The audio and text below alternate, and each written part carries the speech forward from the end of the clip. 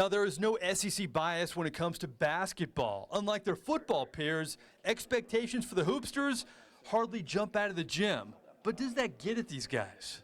I think sometimes because our football is so doggone good, it takes away for how good our basketball is in this league. But traditionally, if you go back this last decade, we won a couple national championships in this league. Yeah, Kentucky and Florida have given the conference 5 titles in the past 10 years, but as a whole, this league has suffered. Only 3 teams made the tourney last year, the fewest of any BCS conference. The culprit? Sure, bad play, but talking to SEC Commissioner Mike Slive, he realized another contributing factor was his team's often weak non-conference schedule, which surely hurt them when March rolls around in front of the NCAA selection committee.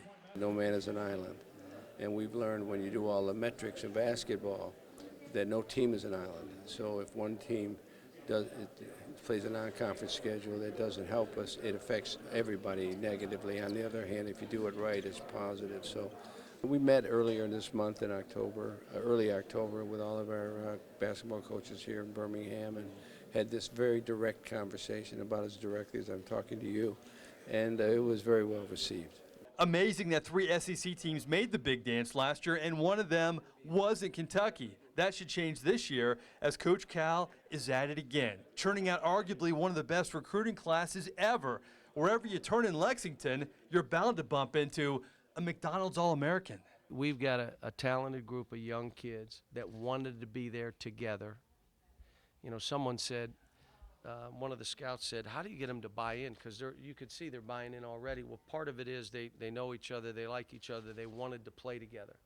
The other part of it is they trust that we as a staff and me as a head coach, I got your back.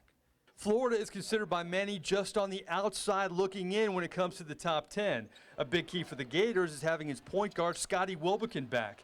The Gator senior was in Billy Donovan's doghouse for much of the offseason, but has slowly worked his way back on the team. He's got things in front of him that he's got to do. He's got to do things, and to his credit, he's done a great job up to this point in time. He's in practice. He is practicing. But I'm definitely going to hold him out of some games. He knew that from the front end. So when it comes to college basketball, could we see an SEC sea of change this season? We know this. Kentucky and Florida, they'll be competing for this trophy, but who will be pushing them? How about those LSU Tigers?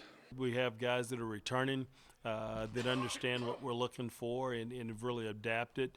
And then we've been able to go out and not just take care of some wants, but really some needs and concerns that we had from a year ago. So SEC basketball is a lot like the little brother who constantly has to hear about his older sibling getting all the attention. In this case, Big Bro is football. Quite the brand name to live up to.